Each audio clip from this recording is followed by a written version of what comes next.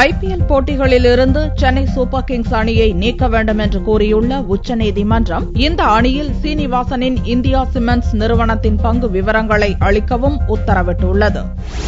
2013ஆம் ஆண்டு IPL போட்டிகளின் போது நடந்த ஸ்பாட் பிக்சிங் மற்றும் பெட்டிங் விவகாரம் குறித்து முகுல் முத்கல் கமிட்டி விசாரணை நடத்தி உச்சநீதிமன்றத்தில் இறுதி அறிக்கையை தாக்கல் செய்தது. அறிக்கை மீதான விசாரணை உச்சநீதிமன்றத்தில் வியாழனன்று நடந்தது. அப்போது சென்னை சூப்பர் கிங்ஸ் அணியின் முதன்மை நிர்வாகி குருநாத் மெய்யப்பன் பெட்டிங்கில் ஈடுபட்டது நிரூபணமாகியுள்ளதை சுட்டிக்காட்டிய நீதிபதிகள் IPL போட்டிகளிலிருந்து சென்னை சூப்பர் கிங்ஸ் அணியை தகுதி நீக்கம் செய்ய வேண்டும் என கூறினர். இந்திய கிரிக்கெட் வாரிய தலைவராக இருந்த என் சீனிவாசனே சென்னை சூப்பர் கிங்ஸ் அணியின் உரிமையாளராகவும் இருப்பது முரணாக இருப்பதாக கருத்து தெரிவித்த நீதிபதிகள் சென்னை அணியை நிர்வகிக்கும் இந்தியா சிமெண்ட்ஸ் நிறுவன பங்கு விவரங்களை நீதிமன்றத்துக்கு தெரிவிக்கவும் உத்தரவிட்டனர்.